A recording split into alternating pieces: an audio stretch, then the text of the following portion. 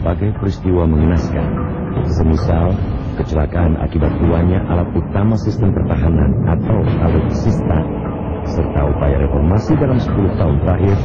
Tentara Nasional Indonesia atau TNI tampaknya kian siap menjadi garda terdepan dalam menjaga kedaulatan negara kesatuan Republik Indonesia.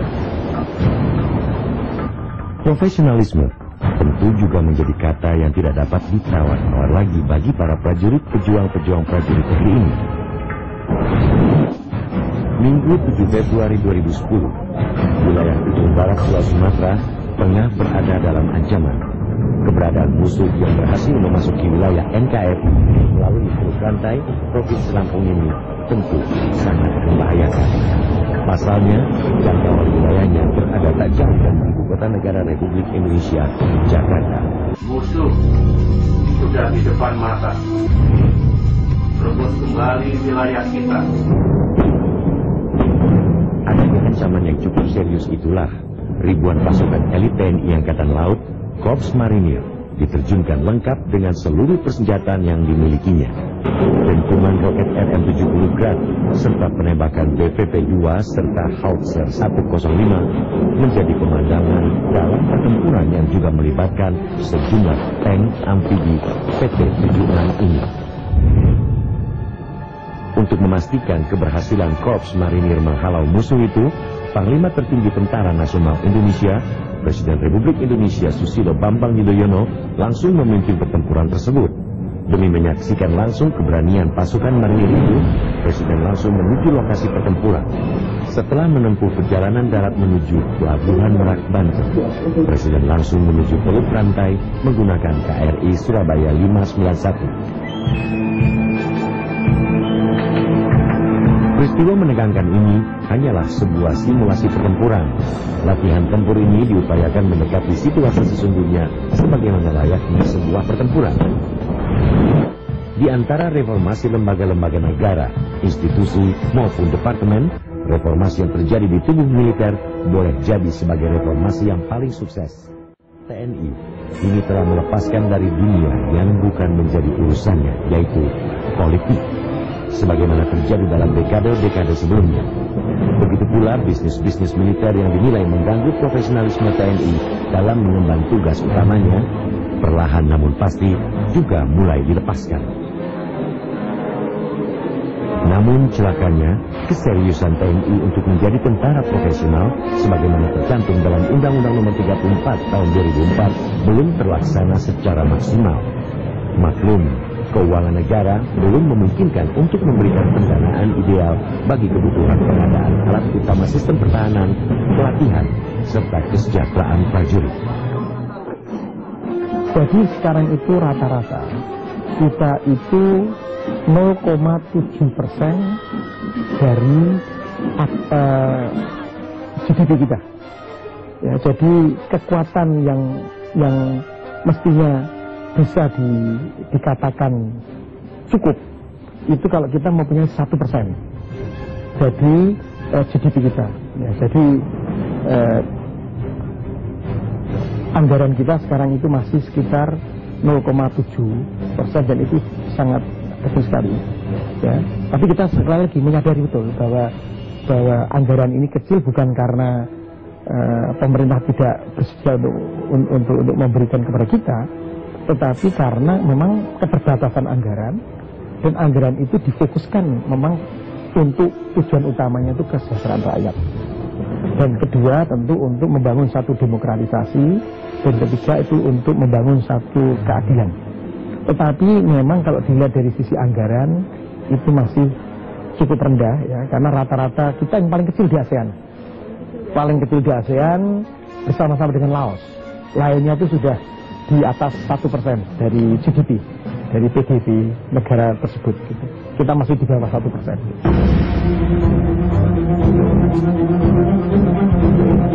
Minimnya anggaran itulah boleh jadi sebagai penyebab terjadinya berbagai petaka yang menimpa prajurit-prajurit TNI, alutsista tua, serta terbatasnya intensitas latihan menjadi salah satu penyebab berbagai kecelakaan yang melibatkan pasukan TNI.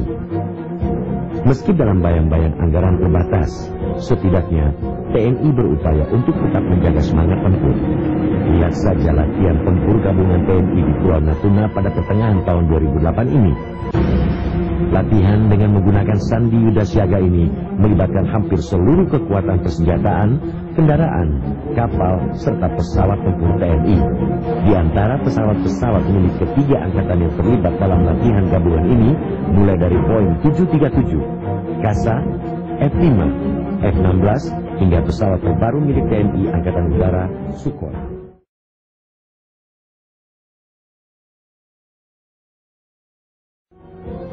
Kendala utamanya memang di anggaran, misalnya untuk APBN 2010 pemerintah sudah menaikkan menjadi 42 triliun dan ini tetap saja tidak cukup karena kebutuhan pertahanan tahun ini sudah mencapai angka 157 triliun, jadi masih ada kesenjangan 110 triliun lebih. Dan bagi Pak Purnomo Yusdiantoro, kesenjangan ini diharapkan bisa ditutupi setelah merencanakan atau melakukan 3 rencana strategis. Kalau 1 rencana strategis itu 5 tahun, maka kesenjangan ini bisa tertutup setelah 15 tahun. Tampaknya kalau untuk Angkatan Darat dibuat kelas-kelasnya ya, jadi yang selalu siap 100% Kopassus. Lalu yang diharapkan mendekati kesiapan Kopassus adalah pasukan-pasukan reaksi cepat, Raidersnya Kostrat. Lalu setelah itu pasukan-pasukan Kostrat lainnya diharapkan memiliki kesiapan 70%. Yang menjadi masalah adalah Angkatan Laut dan Angkatan Udara. Karena Angkatan Laut dan Udara yang dihitung kesiapannya bukan prajuritnya, tapi alatnya, senjatanya. Dan kalau senjata tempur sangat canggih, Angkatan Udara seperti pesawat F-16 atau Sukhoi, itu kesiapannya di bawah 50%, 40%. Bahkan ya, kapal selam misalnya, 1 saja yang siap, 1 sedang perawatan di Korea Selatan.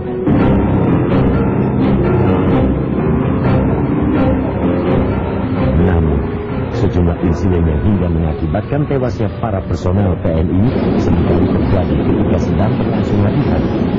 Masih segar dalam ingatan publik, sejumlah prajurit TNI Angkatan Laut tewas sia-sia saat melakukan latihan militer dengan sandi Armada Jaya.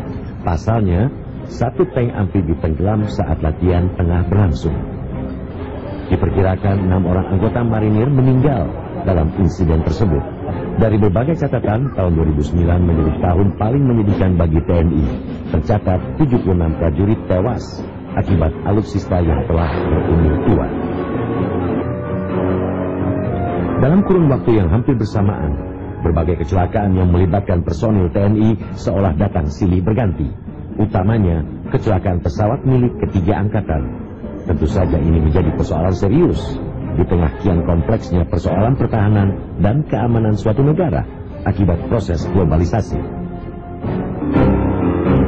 Saat memberikan sambutan dalam rapat pimpinan TNI awal Januari lalu, Presiden Susilo Bambang Yudhoyono menjelaskan seputar sumber-sumber konflik yang bisa memicu terjadinya gesekan-gesekan antar negara.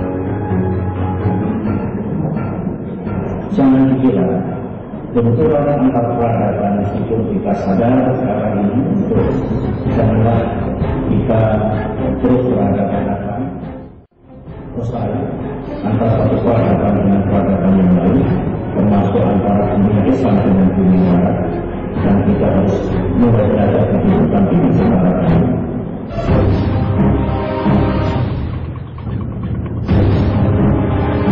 Persoalan perbatasan dengan negara-negara terdekat, utamanya Malaysia, seringkali menjadi pemicu renggangnya hubungan Indonesia dengan sejumlah negara tetangga.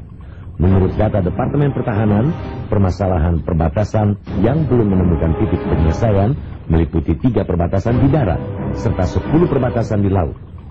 Akibat persoalan perbatasan ini pula, kapal-kapal perang Indonesia kerap kali mengusir kapal-kapal tentara di Raja Laut Malaysia. Boleh jadi pula, negara-negara lain menganggap remeh Indonesia, lantaran militernya hanya dilengkapi dengan persenjataan-persenjataan yang tak sebanding dengan yang mereka miliki. Apalagi dengan luas lebih dari 2 juta kilometer persegi, dengan hanya dukungan 0,7% dari total pendapatan domestik bruto, daya tawar Indonesia begitu lemah di mata negara-negara lain.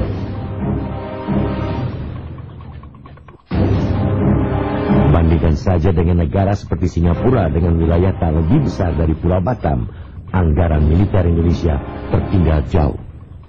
Negara berpenduduk sekitar 4 juta jiwa itu memiliki 200 pesawat tempur modern yang siap tempur.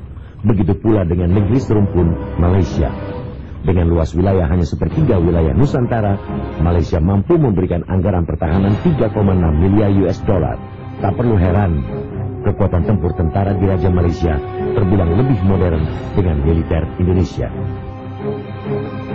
Jadi kalau misalkan bicara kekuatan pertahanan yang ideal gitu, misalkan Angkatan Laut membutuhkan kapal selam, misalnya mereka 12 kapal selam. Mereka mengatakan seperti itu, 12 kapal selam. Kemudian mereka mengatakan bahwa butuh untuk kapal-kapal patroli sekian ratus dan sebagainya. Tetapi ini kan masalahnya kekuatan pertahanan minimum ini kan didasarkan kepada bukan hanya kebutuhan kita sampai tahun 2024, tetapi juga sebetulnya kita ini ingin merancang kekuatan pertahanan yang ideal itu seperti apa. Karena merancang kekuatan pertahanan ideal, kita juga akan bicara soal postur pertahanan, kita akan bicara juga soal strategi pertahanan, kita juga akan bicara soal ancaman terhadap keamanan negara ini apa gitu. Jadi kita harus diturunkan dari kebutuhan yang paling mendasar itu dulu gitu.